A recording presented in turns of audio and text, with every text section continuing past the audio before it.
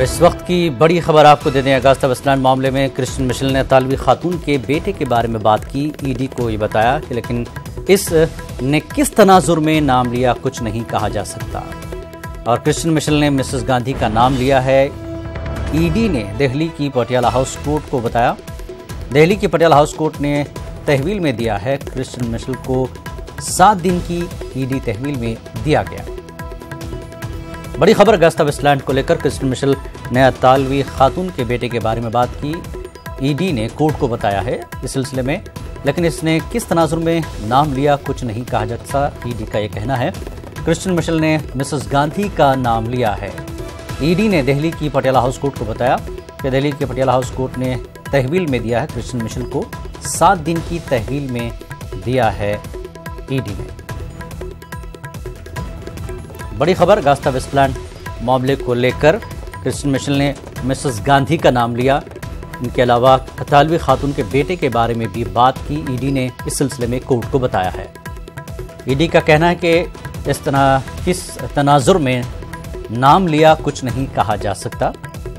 इस सिलसिले में पटियाला हाउस कोर्ट ने तहवील में दिया है। क्रिश्चियन मिशेल को 7 दिन की तहवील में दिया है।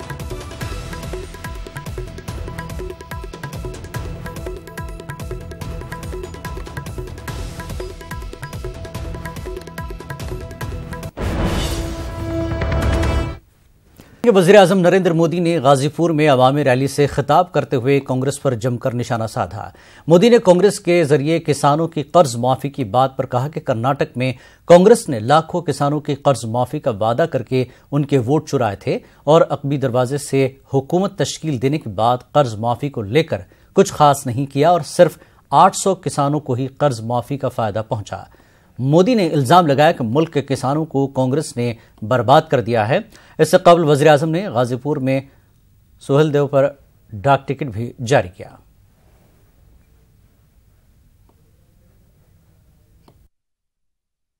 हर हिंदुस्तानी को अपना देश, अपनी संस्कृति, अपनी महापुरुष, उनकी वीरता का पुनः स्मरण कराने का एक पुण्य कार्य आज यहां हुआ है।